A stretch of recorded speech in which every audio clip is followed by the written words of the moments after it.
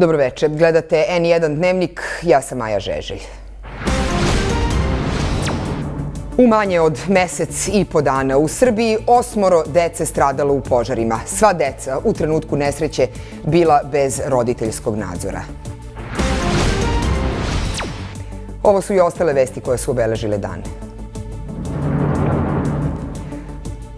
Vlada odobrila novac za sanaciju jalovišta rudnika Stolice. Istražujemo ko je morao da reaguje i spreči da jalovina pola godine zagađuje reke u slivu Drine. Rekonstruisana vlada Vojvodine. Savez vojvođanskih Mađara nije glasao, ali za sada ostao deo vladajuće većine.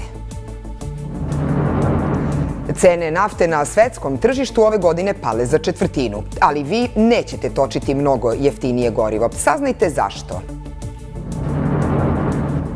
Ne primenjujući podsticaje, Srbija gubi novac jer sve manje svetskih produkcija dolazi da snima filmove.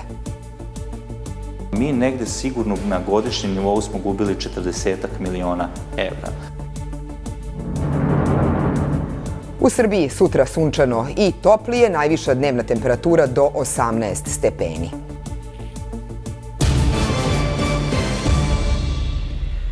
Još jednom dnevnik počinjemo tragičnom vešću. Ponovo je u požaru nastradalo 2 dece. U zabačenom zaseoku sela Mosna kod Donjeg Milanovca izgorele su 2 devojčice od 2 i 3 godine. U poslednjih mesec i po dana ovo je 4. takav slučaj u Srbiji. Ukupan broj stradale dece u požarima u tom periodu popeo se na 8. A gost dnevnika večeras je Saša Rančić iz Uprave za vatrogasno-spasilačke jedinice sektora za vanredne situacije. Gospodine Rančiću, iz vašeg iskustva, šta su glavni uzroci ovakvih tragedija? Dobroveče. Pa glavni uzroci je, da kažemo, konkretno u ovakvim situacijama je širok pojam uzrok. U konkretnom slučaju je, ne mogu kažem, neozbiljnost ili ozbiljnost roditelja, ali velika je tragedija što u zadnjih, da kažemo, od decembra meseca do današnjeg dana je 10 maloletnih pripadnika. Ostanite uz nas i ne propustite da vidite. Šta je istina o navodno otrovnom limunu uvezenom iz Turske, o kome ovih dana govori čitav region? Vlada Vojvodine rekonstruisana je danas glasovima 63 od ukupno 120 odbornika. U glasanju nije učestvovao Savez vojvođanskih Mađara, iako je u ovom trenutku još uvek deo vladajuće većine. U Novom Sadu je Miodrag Sovilj. Miodraže, da li su u pravu oni koji tvrde da je ovo kraj političke krize u Vojvodini ili je ta ocena ipak suviše optimistična? Iako je danas rekonstrukcija vlade Vojvodine završena, politička situacija ovde u pokrajini bi se ipak mogla nazvati ne baš stabilnom. Naime, poslanici aktuelne većine su ostali bez podrške Saveza vojvođanskih Mađara sa kojim su delili vlast prethodnih 14 godina. Nafta je na svetskim berzama poslednjih meseci dramatično pala za čitavih 25%. Ipak to se u Srbiji nije značajnije osetilo značajnijim padom cena na pumpama. Za razliku od potrošača u Sjedinjenim Američkim Državama i Evropi, korekcije cena goriva na domaćim pumpama značajno su manje. Zašto? Istraživao je Vojislav Stevanović. Potrošači u svetu imaju čemu da se raduju. Pad cene nafte prati i pad maloprodajne cene goriva. Pogledajmo malo detaljnije sledeći grafikon. Cena nafte je počela da pada sredinom godine. Od tada je toliko pala da su mnoge države poput Rusije dopale problema kako da finansiraju svoje državne finansije, zavisne pretežno od cene energenata. Gledamo prognozu vremena.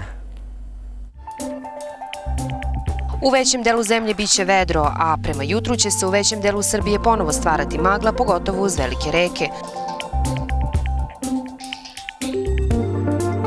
Magla će se razići tokom prepodneva, pa će veći deo dana biti sunčan.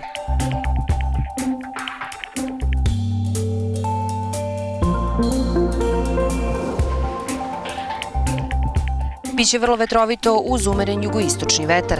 Udari vetra mogu iznositi i do 40 km na sat, a u istočnoj Srbiji i do 60 km na sat. Temperatura iduće noći slična ili malo viša nego danas. U većem delu mesta od 0 do 5 stepeni, a samo je retko u planinskim kotlinama moguć jutarnji minus. Najviša temperatura biće još viša od današnje, u najvećem broju slučajeva za stepen do 2, pri čemu će maksimumi biti većinom od 15 do 19 stepeni. U sredu slično, sunčano i relativno vetrovito. Jutro će i dalje biti sveže, ali će dnevna temperatura biti još malo viša nego sutra, čak oko 20 stepeni.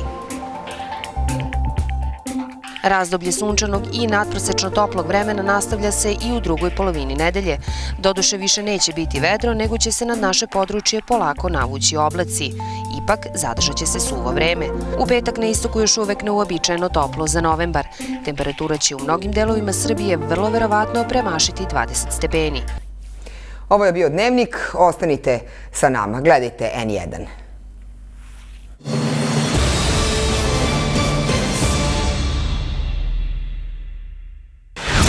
Ja sam Maja Dragić. Gledate N1.